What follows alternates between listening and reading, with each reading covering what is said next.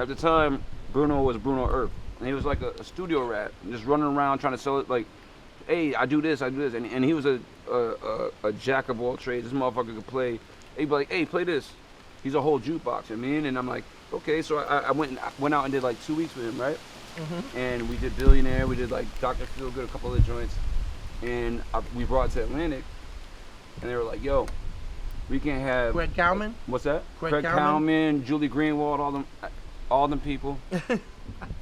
Anyways, so they're like, yo, we can't have a no-name dude on your first single. I'm like, a no-name dude? Like, who the fuck gonna sing this shit like he sung it? Exactly, you know what I mean? They're like, we want CeeLo on it. And I'm like, that's cool, but it's gonna change the whole vibe. Yeah, you know what I'm saying? This is a different energy. Absolutely. So, what I'm saying is like, so I go through the whole fucking, you know what I mean, like the back and forth, like, we gotta have somebody with a name on it. I'm like, fuck that. Like, I'm not putting this shit out unless Bruno's on it. You know what I mean? And not to cut you, I gotta say this. Yeah, go ahead. See, and this is for the viewers, right?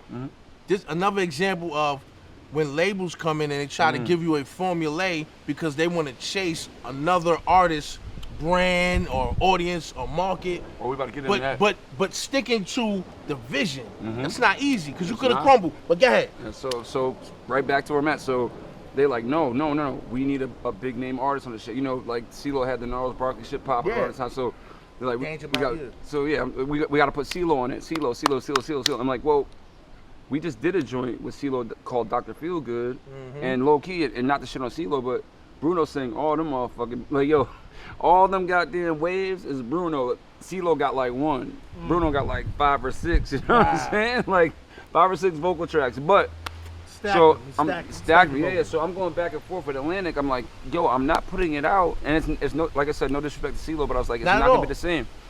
It took me 3.5 months, and finally I said, Julie, listen, how about we do Billionaire with Bruno as the first single, and then we do Dr. Feelgood. Like a B-side.